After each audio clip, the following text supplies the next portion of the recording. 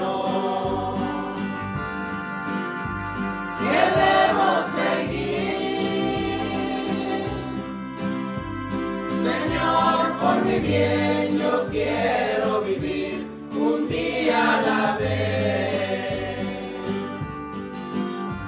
un día a la vez, mi Cristo.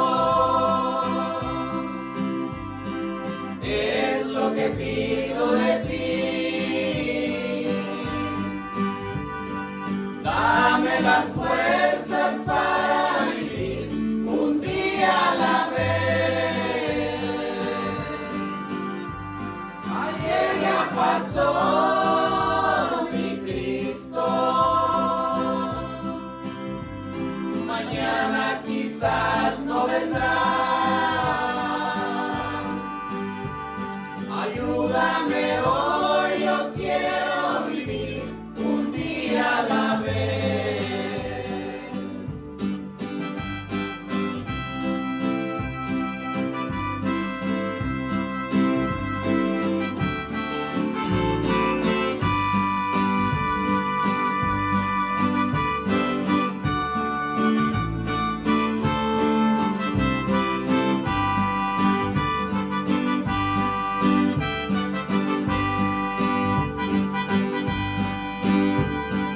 Tú ya viviste entre los hombres. Tú sabes, Señor, que hoy es la peor, es mucho el dolor. Hay mucho egoísmo y mucha maldad. Señor, por mi bien yo quiero vivir un día a la vez, un día a la vez, mi Cristo. Es lo que pido de ti. Dame las fuerzas para vivir un día a la vez. Ayer ya pasó.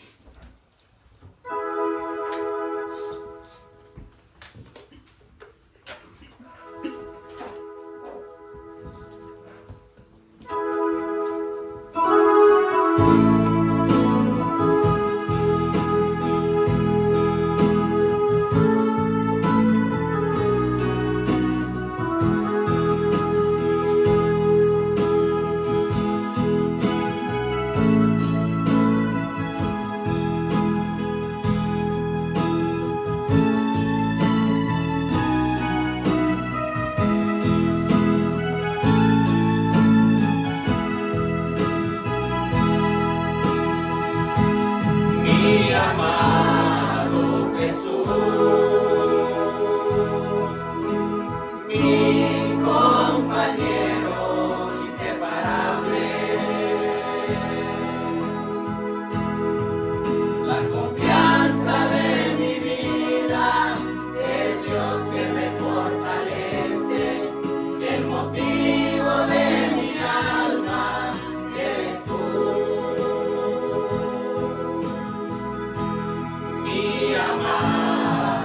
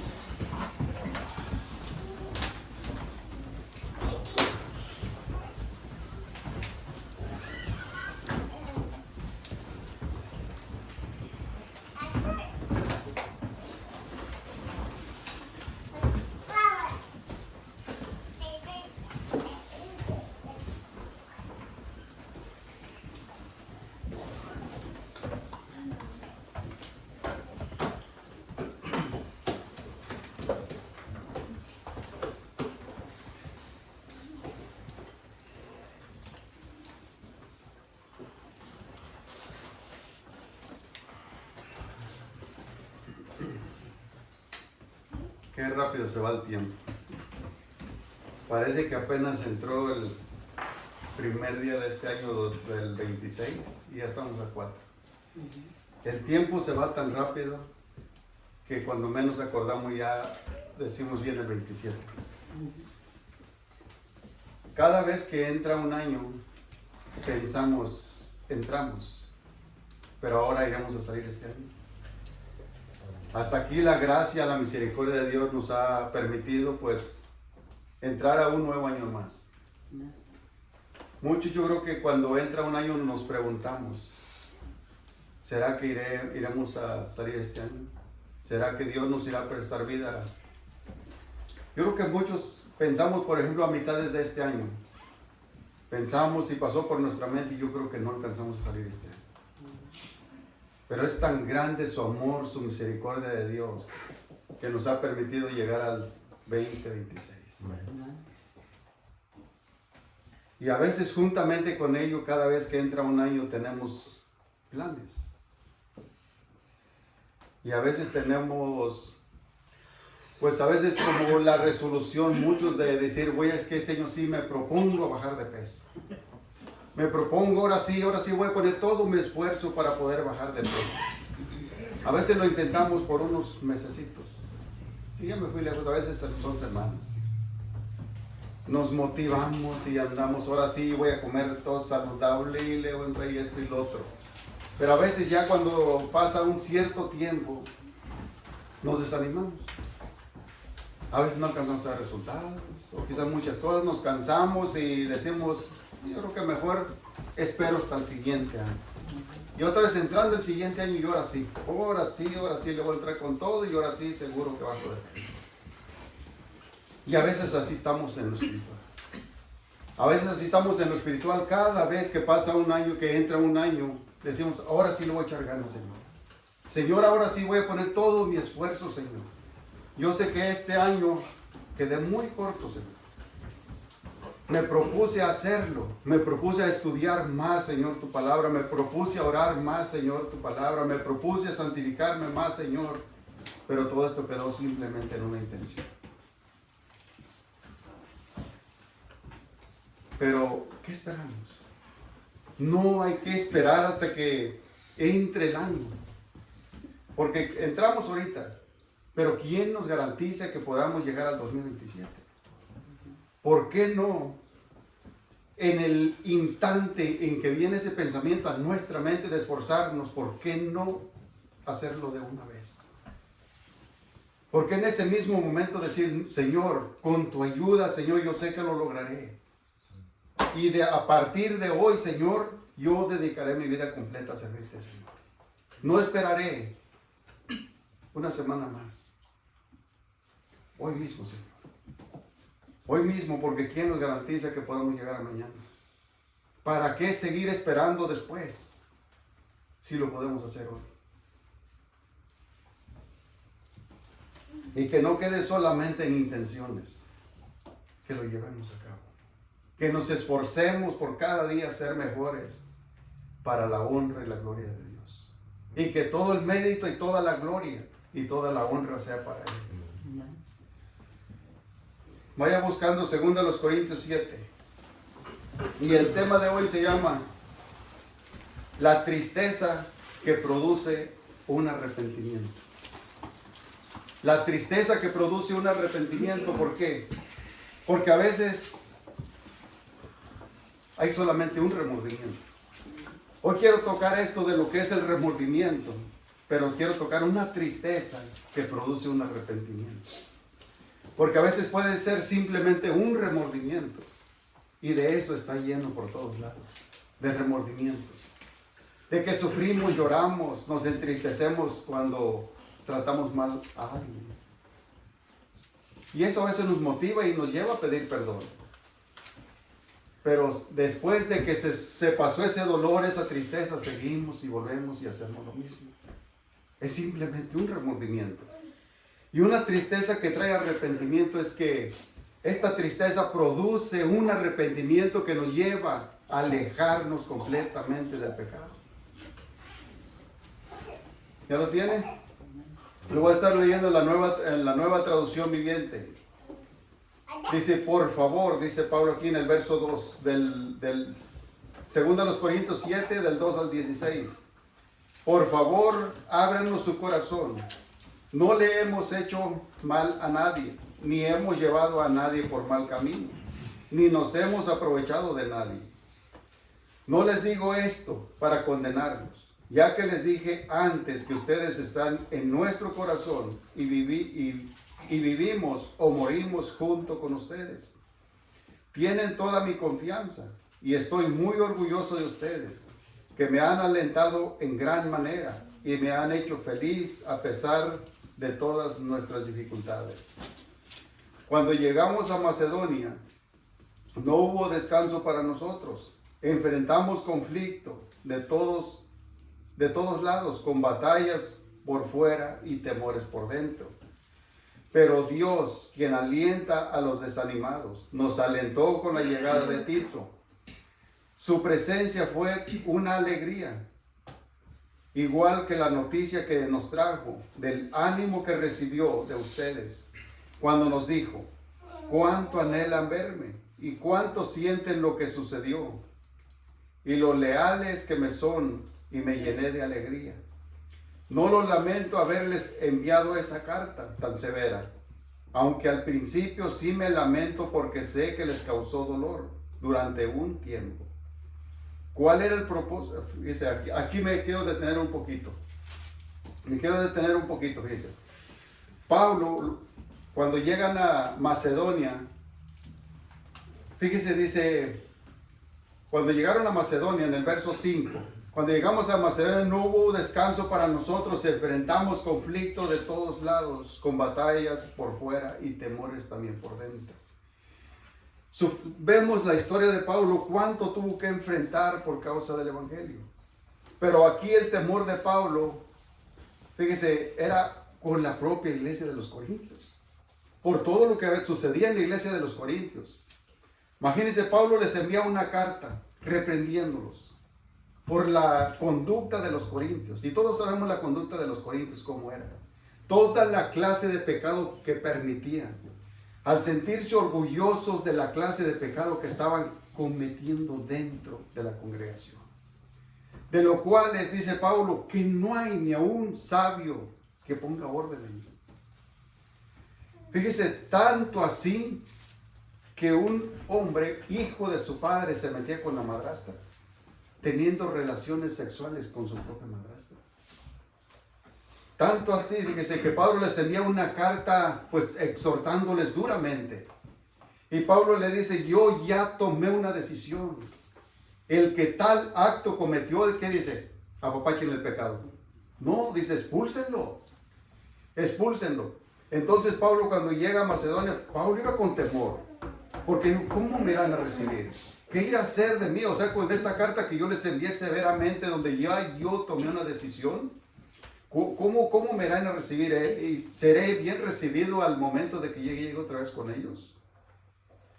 Fíjese todo lo que había sucedido allí, todo lo que, cuando Pablo les envía esta carta llevaba solamente un propósito, de que ellos entendieran y de que se arrepintieran de los actos que estaban cometiendo. Tanto así, fíjese, que sucedía en la iglesia de los Corintios, que había pleitos entre unos y otros.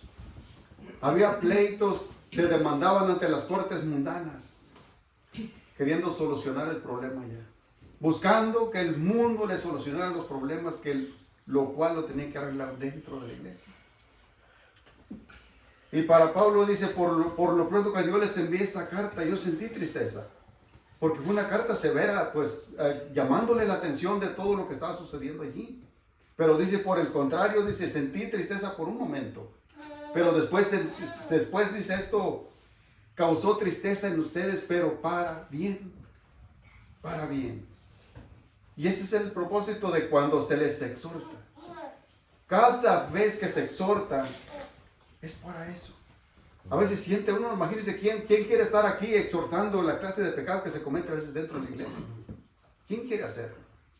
¿Quién quiere a veces llamar a cierto hermano allá en la oficina? Aquí no tenemos una oficina, pero a un lugar. ¿Quién lo quiere llamar y confrontar ese pecado? Nadie.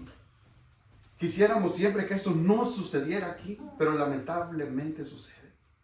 Y esto se tiene que exhortar, al igual que Pablo. Esto no se tiene que dejar pasar por amor. Se tiene que exhortar esto.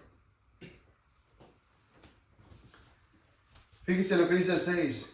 Pero Dios, fíjese, un mundo desánimo allí, pero Dios, quien alienta a los desanimados, nos alentó con la llegada de Tito. Cuando llega Tito, fíjese en el 7, su presencia fue una alegría, al igual que la noticia que nos trajo, del ánimo que recibió de ustedes, cuando nos dijo cuánto anhelan verme. Después de la exhortación de Pablo. Después de esa exhortación de Pablo, ellos entendieron y reconocieron todo el mal que estaban ahí, que todo el permitir el pecado dentro de la iglesia y no hacer nada. Al contrario, sentirse orgullosos. Y Pablo les reprende y ahora ellos entienden. Y ahora ellos entienden el propósito del cual Pablo les había llamado la atención. Y dice, ahora tienen un anhelo por verme. Imagínense, Pablo primero tenía ese temorcito. ¿Cómo me irán a recibir? ¿Qué irá a hacer? ¿Qué irá a pasar? Pero cuando Tito llega hacia Pablo y le empieza a contar todo lo que la iglesia de los Corintios sentía por Pablo. Que dijeron, ellos están anhelosos, desean verte. Imagínense cómo se sintió ahora Pablo. Ahora cómo se siente Pablo con gran alegría y con gran gozo de llegar pronto.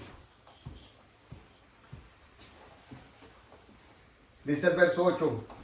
No lamento haberles enviado esa carta tan severa, aunque al principio sí me lamento, porque sé que les causó dolor durante un tiempo. Fíjense, ese propósito de Pablo era escribirles exhortándolos por su comportamiento.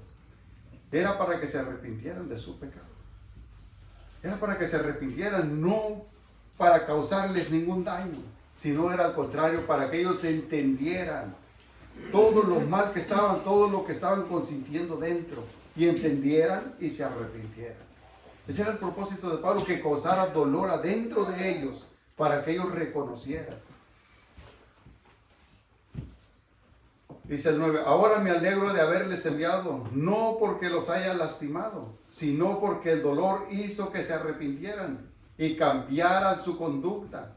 Fue la clase de tristeza de que Dios quiere que su pueblo tenga, de modo que no les hicimos daño de ninguna manera. Pues la clase de, fíjense lo que dice el 10, pues la clase de tristeza que Dios desea es que suframos. Pero fíjense, ¿para qué? Que suframos para que nos aleje del pecado y trae como resultado la salvación. No es que lamentarse por esa clase de tristeza, pero la tristeza del mundo a la cual le falta arrepentimiento resulta en muerte espiritual. Una cosa es el remordimiento. El mundo simplemente experimenta un remordimiento. Que sufre, que se duela por el daño que causa. Pero después de esto sigue igual. Sigue igual. Fíjense lo que dice la Reina Valera en el verso 9 y 10. Ahora me gozo, no porque hayáis sido contristados, sino porque fuisteis contristados para arrepentimiento. Y de ahí nuestro tema. Una tristeza que produce arrepentimiento. Porque habéis sido contristados según Dios, para que ninguna pérdida padeciese por nuestra parte.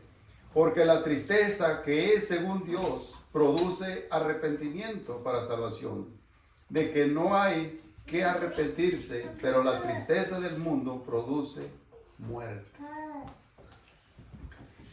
¿Cómo nos sentimos cuando le fallamos a Dios? ¿Cómo sentimos cuando pecamos en contra de Dios? Sentimos una tristeza profunda por dentro. Sentimos un dolor profundo por haberle fallado a Dios. Y esto no es de que los corintios no fueran salvos, no. Es el problema del pecado que ellos estaban consintiendo adentro. Lo que Pablo está diciendo, que sientan tristeza por su pecado. Y solamente podemos sentir la tristeza y el dolor cuando ya somos salvos. Nadie puede sentir la tristeza y el dolor de haberle fallado a Dios sin haber sido salvo.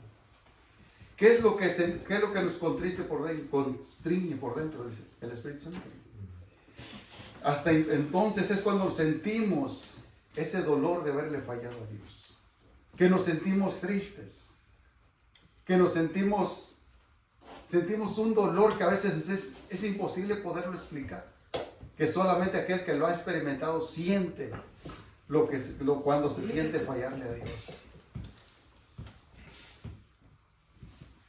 Fíjese, la palabra que se menciona aquí, contristados, es metamoía. Está muy difícil su traducción. Pero el significado es compunción, fíjese, por culpa. Es algo que yo me siento culpable de lo que yo hice. Y fíjese, entonces esta palabra, ¿qué significa esta palabra? De compunción. Su significado es sentimiento, dolor de haber cometido un pecado en contra de Dios. De haber pecado en contra de Dios. Cuando uno siente ese dolor, esa tristeza por dentro, de haberle fallado a Dios, de haber pecado en contra de Dios. Imagínense en este caso, cuando nos tratamos mal entre nosotros mismos. ¿Cómo nos sentimos? De haberle tratado mal a un hermano, de haberle hablado mal, de haberle levantado la voz a un hermano. ¿Cómo se siente uno? A lo mejor al instante, pues no siente mucho, pero después en cuanto viene a la mente, ¿por qué? ¿Por qué yo pude haberle hablado así al hermano? ¿Por qué yo pude tratar de esta manera a un hermano? Es algo que siente por dentro. Y esto lo lleva a pedir perdón. Pero no es solamente un remordimiento. Un remordimiento usted lo siente al instante. Siente el mal que hizo en contra del hermano. Pero pasa el tiempo y vuelve y hace lo mismo. Vuelve y hace lo mismo. Y cuando es un sufrimiento, una tristeza por dentro, esta tristeza que Dios provoca allí para arrepentimiento, cuando es esa tristeza, es un dolor que sentimos por dentro, que vamos y pedimos perdón al hermano y no lo volvemos a hacer. Es una tristeza que nos aleja del pecado, que no es simplemente sentir remordimiento, que lloramos, hermano, perdóneme y no lo vuelvo a hacer, hermano. Y al ratito, otra vez es lo mismo. ¿Y dónde quedó esa promesa? Esto pasa muchas veces dentro del matrimonio, que simplemente a veces son remordimientos, que a veces nos sentimos mal por haberle hablado a la esposa mal, por haber tratado mal a la esposa, por haberla hecho sentir mal por la comida que a veces simplemente a veces no nos gustó muy bien y empezamos a decir esto y esto y esto y lo otro y lo otro y la hacemos sentir mal. Entonces a veces nos sentimos mal, viene ese remordimiento y le decimos no vuelve a pasar, no volverá a pasar, al siguiente platillo me sirve la cena y otra vez lo mismo, y otra vez lo mismo, otra vez esta comida le faltó sal, le faltó sabor, le faltó sazón, le faltó esto, le faltó lo otro. Es solamente un remordimiento. Ahora cuando es un arrepentimiento completamente no lo volvemos a hacer. A lo mejor se nos vuelve por ahí otra vez, pero ya no es una práctica. Y para el mundo esto es una práctica. Que simplemente se siente mal y al instante, pero vuelve y sigue haciendo lo mismo. Entonces, esta palabra, fíjese, el significado es un sentimiento de dolor, de sentirse mal por haber cometido un pecado, pero esto es algo que lleva y ofende el nombre de Dios. Entonces la tristeza, fíjese. Entonces, ¿qué es la tristeza? La tristeza que vemos aquí, ese entristecimiento, fíjese que dice que provoca, que es Dios quien lo provoca para sentirnos y que eso que nos lleve al arrepentimiento. Fíjese lo que es esto. Es reconocimiento del pecado y entender que hemos ofendido a un Dios santo y que nuestra acción daña la relación con Él y con los hermanos. daña la relación con Dios y con los hermanos. ¿Por qué? Porque el pecado es una barrera en contra de Dios. Es lo que nos aleja de Dios. Que cuando oramos, Dios no nos escucha por ninguna parte. ¿Por qué? Porque el pecado han hecho división entre nosotros y Dios. Entre nosotros y Dios. Entonces es eso cuando se daña, cuando ofendemos a Dios, a un Dios santo. Porque Él no tiene parte con el pecado. Él no tiene parte con el pecado. Y entonces en esta misma relación, fíjese, nos ofendemos unos a otros. En esto mismo. Nos ofendemos unos a otros. ¿Qué sentimos y qué? O sea, hermano, a veces nos ponemos a pensar cuando le hacemos daño a un hermano. ¿Qué sentimos? Sinceramente, dentro de lo más profundo de nuestro corazón, ¿qué sentimos? Sentimos tristeza y dolor por haber fallado al hermano. Por haber causado daño al hermano. Sentimos una tristeza que nos lleve a pedir perdón y alejarnos del pecado y no volverlo a hacer. O decimos, es que ya me conoce cómo soy y ahora que se aguanta. ¿Qué hacemos? Sinceramente, dentro de lo más profundo de nuestro corazón, ¿qué hacemos?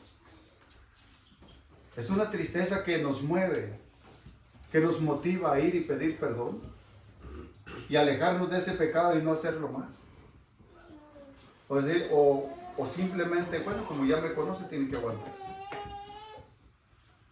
Tiene que aguantarse. Él ya sabe cómo yo soy, que siempre yo, pues en mis palabras ásperas lo maltrato y como quiera, pues él tiene que aguantarse. Y si no me conoce, tiene que irme conociendo poco a poco. Sinceramente, dentro de nuestro corazón, ¿qué hay? ¿Qué sentimos? ¿Qué sentimos cuando le causamos daño a alguien?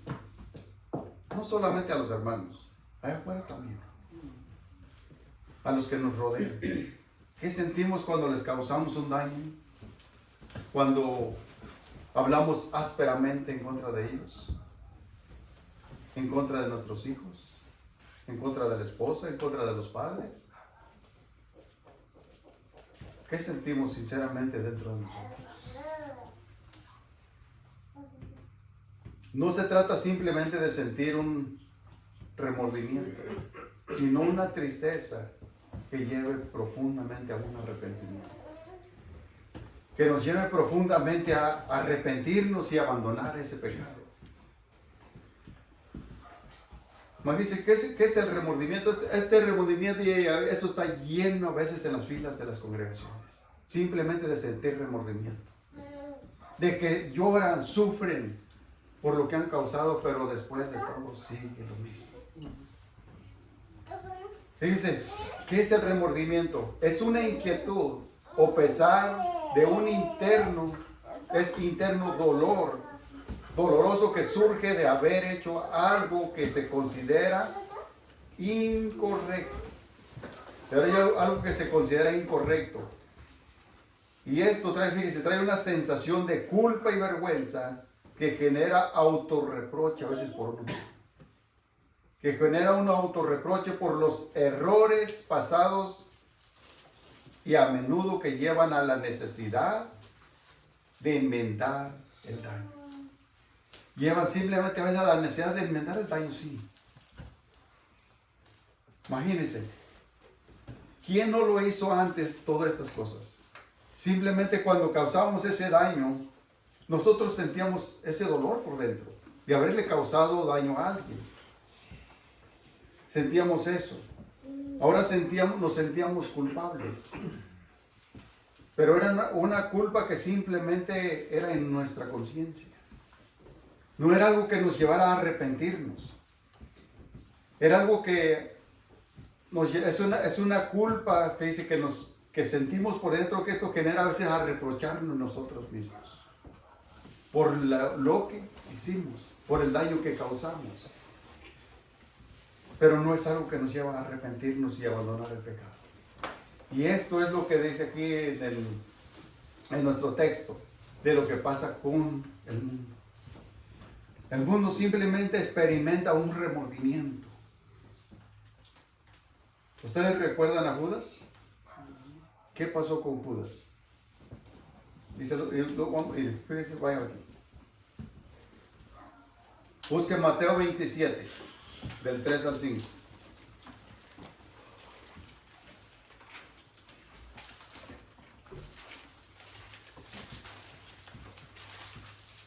Mateo 27, del 3 al 5, lo voy a traer en la Nueva Traducción Viviente.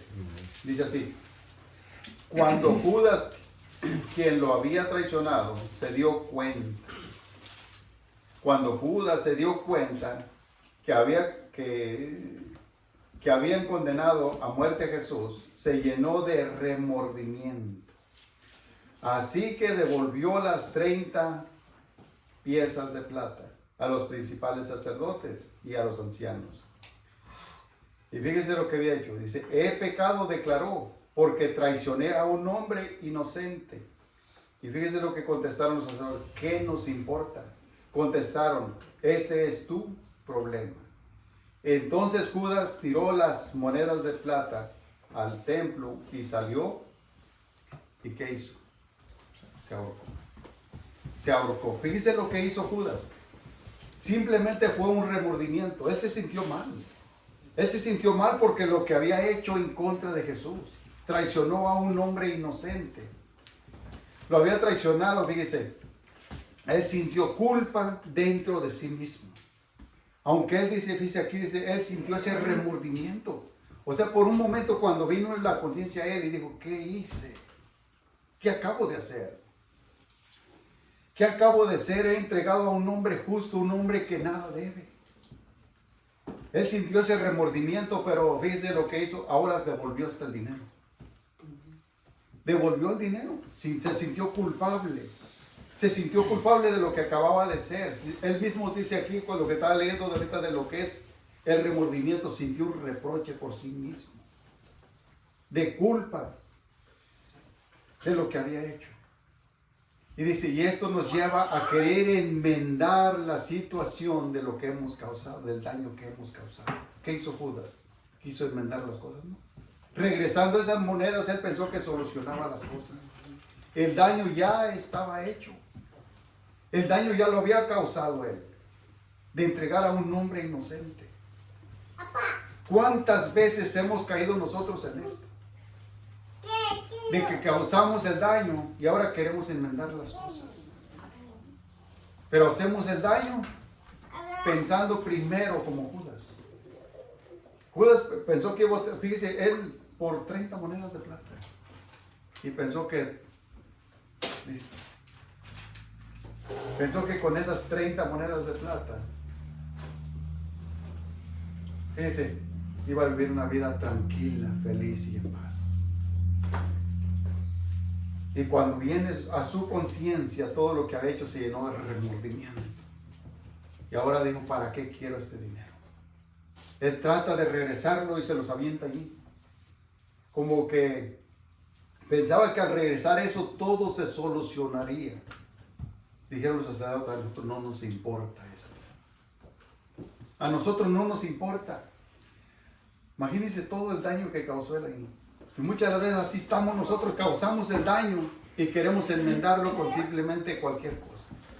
No te preocupes, amor, ya al rato ya no te digo nada, que la comida le falta esto. No te preocupes. Así como muy tranquilos. O muy tranquilos como si nada pasara.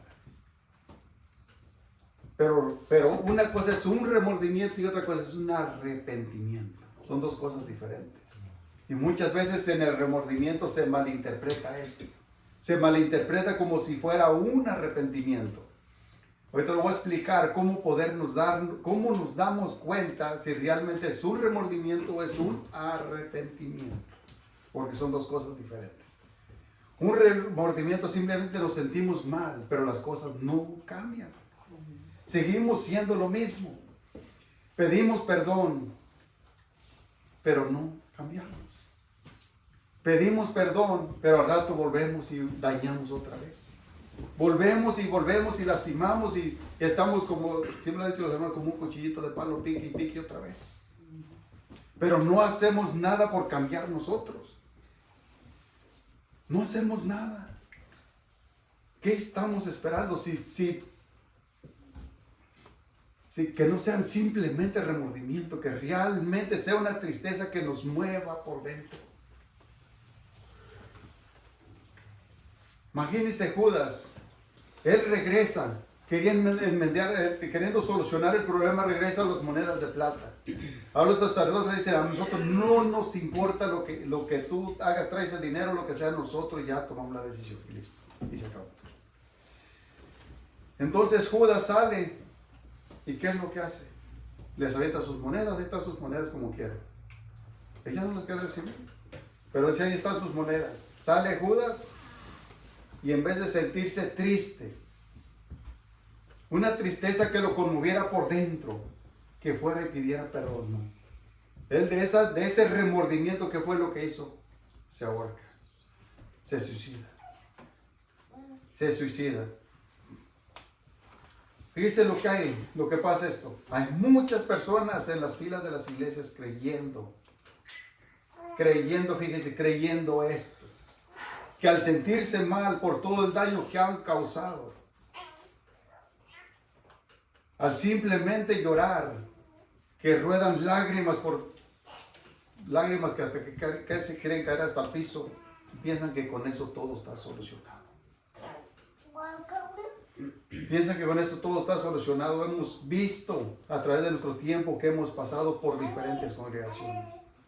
Gente que llora y que se ve que sufre y que a veces dice uno, que a veces hasta uno piensa, hasta uno mismo dice, creo que ahora sí se arrepintió sinceramente. Por ver aquellas lágrimas de llorar, que se ve que parece que ahora sí le van a echar ganas y que realmente quieren cambiar. Pero cuando menos se acuerdan, los ve otra vez haciendo lo mismo. Otra vez haciendo lo mismo. Por donde hemos pasado en diferentes congregaciones, hemos visto toda esta clase de personas. ¿Dónde están? ¿Dónde están? En el mundo. Apenas hablábamos hace rato de eso. De estas personas que hemos conocido. Son muy pocos los matrimonios que aún siguen juntos. La mayoría se divorciaron por no tomar las cosas de Dios en serio, por querer jugar al cristianismo, por querer pensar que simplemente con un simple derramar lágrimas y ya es suficiente. Pero si realmente no hay un dolor por dentro que nos lleve a un arrepentimiento, seguiremos igual.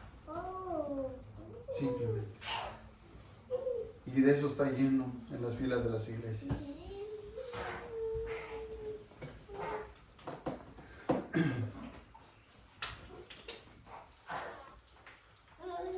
Esta tristeza de la que habla Pablo aquí, fíjese, esta produce arrepentimiento. Y es una tristeza que nos lleva a abandonar el pecado. Que nos lleva a abandonar el pecado, que ahora nos damos cuenta, por ejemplo. Vea lo que dice en el verso 11. Fíjense lo que dice en el verso 11. Dice, tan solo miren lo que produjo en ustedes esta tristeza que proviene de Dios. Regresen, no estamos ahí, ¿verdad? Regresen otra vez a Corintios. Corintios 7. Corintios 7, 11. Dice, tan solo miren lo que produjo esta tristeza que proviene de Dios. Tal fervor, tal ansiedad por limpiar su nombre. Aquí dice todo lo que produjo todo esto. Lo maravilloso y lo bueno que provocó la exhortación de Pablo a la iglesia de los Corintios. Que ahora ellos se dan cuenta de la situación que estaban pasando, del pecado que estaban consintiendo adentro de la iglesia. Ahora se dan cuenta y ellos buscan la manera de solucionar las cosas, de arreglar las cosas. No es esto de andar limpiando el nombre, no es que anduvieran por la calle poniendo cartelones y esto, todo lo que se habló es pura mentira, no. Ahora ellos de aquí en adelante se esforzaron por no permitir más el pecado dentro de la iglesia. Eso fue lo que ellos hicieron. Que ahora se dieron cuenta y ahora no más pecado dentro de la congregación. Estrictos. Y eso es lo que se tiene que hacer. No se puede permitir el pecado en la congregación. Cuando se empieza a permitir, ¿qué es lo que pasa? Que esto se riega rápido. Se riega rápido. Y dice todo lo que había provocado allá. Y ahora dice lo que dice aquí. Tan solo miren lo que produjo en ustedes esa tristeza. ¿Qué produjo? ¿Remordimiento solamente? ¿Llorar? ¿Entristecerse por el daño que habían causado? No. Esto produjo un arrepentimiento. Que ahora se dieron cuenta y ahora hacen las cosas correctamente como Dios dice. Se dieron cuenta de la situación que tenían y ahora se dan la media vuelta y arreglan las cosas y solucionan el problema. Y solucionan el problema. Y dice, tuvieron tal fervor, tal ansiedad por limpiar su nombre, tal indignación, tal preocupación, tal deseo de verme, tal celo y tal disposición. ¿Para qué? Para castigar lo malo. Para castigar lo malo. Ustedes demostraron haber hecho esto, todo lo necesario para corregir ¿qué? La situación, dice aquí en esta versión. Hicieron todo lo necesario para corregir esta situación. Todo lo que estaba sucediendo en la iglesia de los Corintios. Ustedes lo pueden leer todo el contexto y van a ver cómo era la iglesia de los Corintios. Todo lo que permitían en la iglesia de los Corintios. Y que al contrario, antes de que Pablo les llamara la atención con esta carta severa, dice, ellos se sentían orgullosos. Se sentían orgullosos. Por ejemplo, le voy a poner un ejemplo. Que lo tuviéramos aquí, que nosotros nos sintiéramos orgullosos. Ni en el mundo tienen lo que nosotros tenemos aquí. Así se sentían los corintios. Se sentían orgullosos de todo lo que pasaba dentro de la congregación. En vez de darles vergüenza que estaban ofendiendo el nombre de Dios. Y dice, ahora que ellos entendieron esto, ahora que sufrieron por todo lo que las consecuencias las tuvieron que pagar. Eso es inevitable. Todas las consecuencias cuando se permite el pecado se tienen que pagar. Tenemos que sufrir las consecuencias, tenemos que sufrir el dolor de haber permitido el pecado. No creen que vamos a permitir el pecado y que nos va a tratar bien. Va a traer sus consecuencias. Tiene que traer sus consecuencias y eso es lo que pasó también en la iglesia de los Corintios. Tuvieron que sufrir las consecuencias del pecado. Pero cuando Pablo les exhorta severamente aquí, les exhorta severamente, y entonces ahora ellos se entienden y reconocen lo mal que estaban delante de Dios. Y ahora buscan la manera de solucionar las cosas. Todo esto les produjo un fervor ardiente en ellos. Un ardor ferviente de limpiar el nombre de la congregación. Y no en andar poniendo cartelones por ahí, no. En su comportamiento. En su comportamiento que aunque dijeran, esto eran antes, sí, eran antes. ¿Cuántas cosas nosotros éramos antes? ¿Qué éramos? Chismosos, groseros, mal hablados, de todo traíamos. Éramos los número unos en la maldad. ¿Sí? Pero ahora en Cristo, Cristo nos ha limpiado y ahora somos diferentes. Ahora somos diferentes, nuestra forma de hablar, nuestra forma de conducir, nuestra forma de tratarnos los unos a los otros es diferente. ¿Por qué? Porque Dios nos ha limpiado. Porque Dios nos ha limpiado, Dios nos ha transformado nuestra mente. Imagínense, todo lo que nos ha llevado hasta aquí para mantenernos puros en Cristo. Que simplemente por cualquier cosa echemos todo para abajo. Que permitamos el pecado que venga y destruya todo y que todo el nombre de Dios sea pisoteado y puesto por los suelos. ¿Quién es el primero que va a ser puesto pisoteado? El nombre de Dios. Lo primero que van a decir, y son cristianos. Y se congregan en tal congregación. y separándose y divorciándose y tratando a los hijos como quieren, golpeándose unos a otros, allá queriendo solucionar los problemas en las cortes mundanas. Imagínense cómo nos veríamos nosotros. ¿Cómo nos veríamos nosotros en la corte del pueblo? Peleando allí y a lo mejor toda esta con la Biblia en la mano. Y ahí entramos a la corte y con la Biblia en la mano. Es que somos cristianos. ¿Cómo nos miraríamos? ¿Cómo podríamos en nombre de Dios? Por los suelos. Por los suelos. Yo no puedo entender ahora que somos nuevas criaturas en Cristo y no esforzarnos al máximo. No dar todo y hacer todo lo necesario por corregir a verse las cositas que están mal. Por corregir lo que está mal. Por eso le decía al principio en la introducción, ¿para qué seguir esperando? ¿Para qué seguir esperando? Como dijo Pablo, basta ya. Basta ya y es suficiente el tiempo que hemos vivido para seguir ofendiendo a Dios. Es momento de detenernos y pensar por un momento, ¿qué estoy haciendo?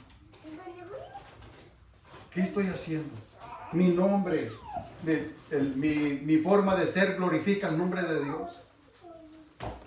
Mi forma de ser pone en alto el nombre de Dios.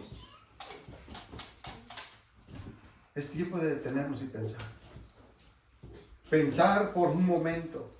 Se me exhorta una y otra y otra y otra vez y yo sigo y hago lo mismo. Imagínense, la situación que tenían los corintios era una situación grande y horrible, vergonzosa ante los ojos de Dios. Pero ellos pusieron todo el esfuerzo y hicieron todo lo necesario, dice, para corregir la situación, para corregir el problema. Y nosotros no podemos hacer nada. Si no podemos hacer nada es porque no queremos. Tenemos todo, tenemos toda la ayuda de Dios, tenemos su Espíritu Santo para poder solucionar nuestros problemas. Y esto abarca, simplemente no cree que aquí dentro de la iglesia, todo lo que somos en nuestros hogares.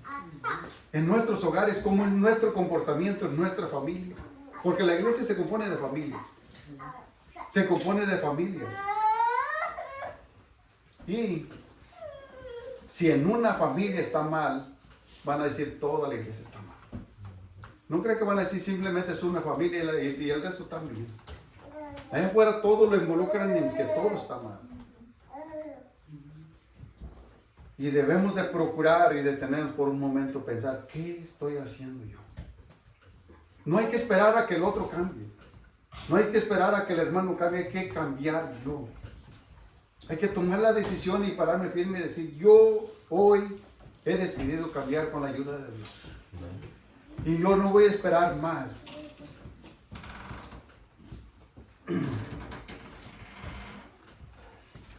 ¿Cómo saber si nos hemos arrepentido? ¿Cómo saber? Y esto es fácil. Y esto es fácil, ¿cómo saberlo? Hemos abandonado el pecado. ¿Hemos abandonado el pecado o siempre sigo luchando con las mismas cosas? ¿Qué ha pasado? ¿Cómo saberlo? No es algo que esté tan escondido por ahí, ¿cómo poderlo descubrir? Simplemente al yo verme y al verme a través de la Biblia, a través de la palabra de Dios, a través del espejo, he abandonado todo aquello que se interpone entre mí y Dios, todo aquello que ofende a Dios. No es que estoy diciendo que no vamos a volver a pecar, no. La práctica. La práctica. Que no todo el tiempo vamos a estar practicando el mismo pecado y otra vez lo mismo y lo mismo. El remordimiento, fíjese, solamente es sentir culpa por un poco de tiempo, pero no me arrepiento. Que sufro, que lloro, que me duele, que porque he lastimado a alguien, pero sigo y vuelvo y hago lo mismo, que no me arrepiento.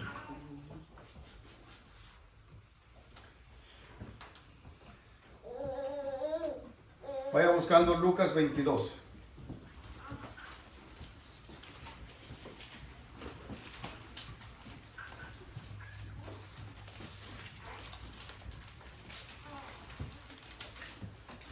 Que vamos a ver la historia de, ustedes ya saben a qué me refiero aquí, la historia de Pedro.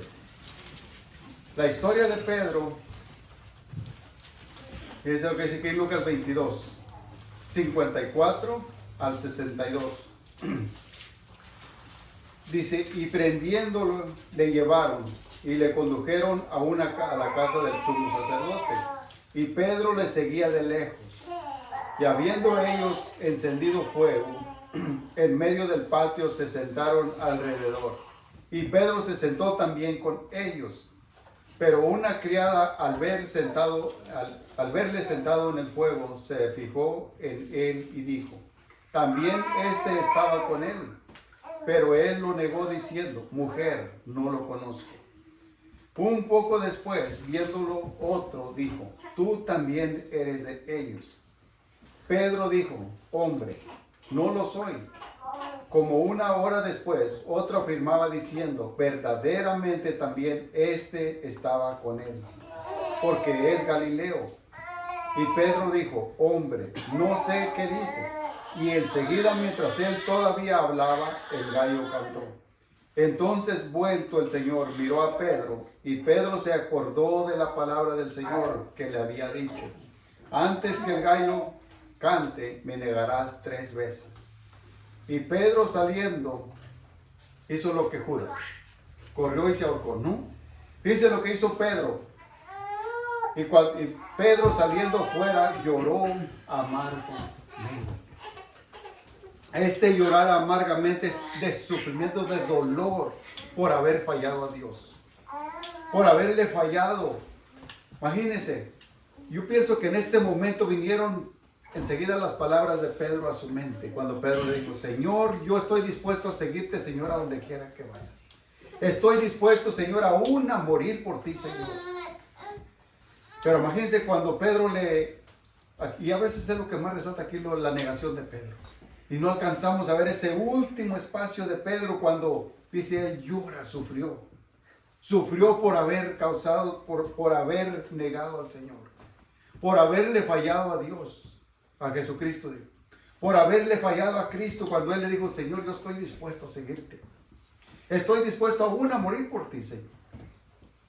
Pero en ese momento cuando Pedro empieza a negarlo, al instante, pues yo creo que Pedro, pues dice, él lo negó allí 3 veces y dice, no, yo no soy de ellos.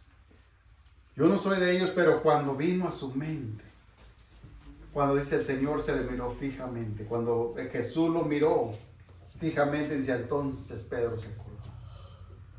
Entonces Pedro se acordó de la palabra que el Señor le había dicho.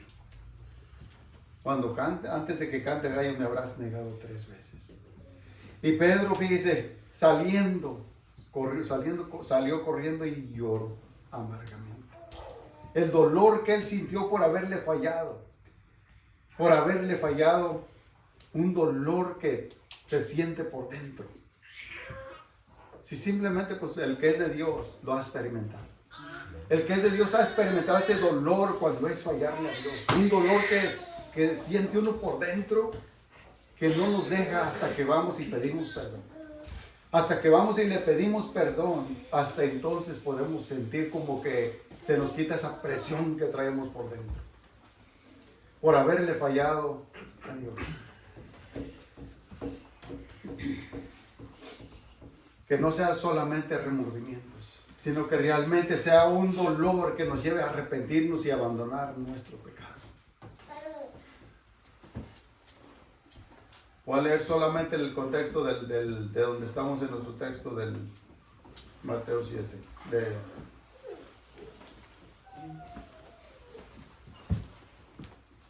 De la segunda de los Corintios 7.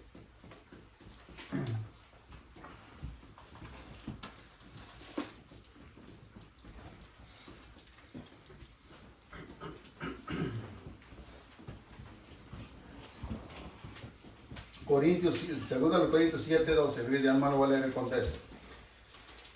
Dice, mi propósito entonces no fue escribir acerca de quién causó el daño o quién resultó dañado. Les escribí para que a los ojos de Dios pudieran comprobar por sí mismos qué tan leales me son a vosotros. Esto nos ha alentado en gran manera, además de nuestro propio aliento. Nos deleitamos particularmente al ver lo feliz que estaba Tito, por la manera que todos ustedes lo recibieron y lo tranquilizaron. Le dije lo orgulloso que estaba de ustedes y no me decepcionaron. Siempre les he dicho la verdad, y ahora mi jactancia ante Tito también resultó cierta. Ahora él se preocupa por ustedes más que nunca, cuando se acuerda cómo todos le obedecieron y cómo le recibieron con tanto temor y profundo respeto. Ahora estoy muy feliz porque tengo plena confianza en ustedes. Imagínense cómo habla Pablo de los Corintios después. Dice, este era mi propósito. Este era el propósito de escribirles. De escribirles no acerca del que causó el problema, sino ni tampoco del que resultó dañado. No. El propósito de todo es que entendieran. El propósito de todo es que entendieran y se arrepintieran. Se arrepintieran del problema que tenían. Y después de esto vemos a los corintios. Vemos a los corintios que se arrepienten de aquello que dice Pedro. Estoy orgulloso de ustedes. Estoy orgulloso de ustedes de que hicieron caso a lo que les escribí. Y la exhortación de Pablo sabemos que fue pues severamente ante ellos por el problema que estaban pasando. Pero el propósito de Pablo era que entendieran y se arrepintieran. De la misma manera, cada vez que Dios envía su palabra, ese es el propósito de Dios. El propósito de Dios es que entendamos y que nos arrepentamos. Que dejemos de hacer lo malo y que dejemos de ofender al Dios Santo. Y que cada día nos esforcemos.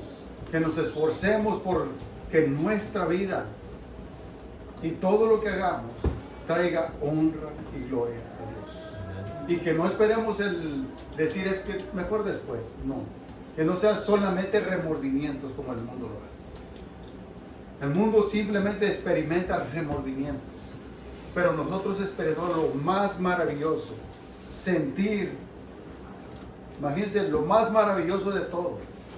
Que sintamos ese profundo dolor por dentro. Que es Dios quien lo provoca para nuestro propio bien. Para nuestro propio bien de arrepentimiento. Y reconocer cuando estamos mal. Como le dije la vez pasada, Dios no quitará su mano de nosotros hasta que entendamos, reconozcamos y nos arrepintamos. Amén. Y se ponen de pie.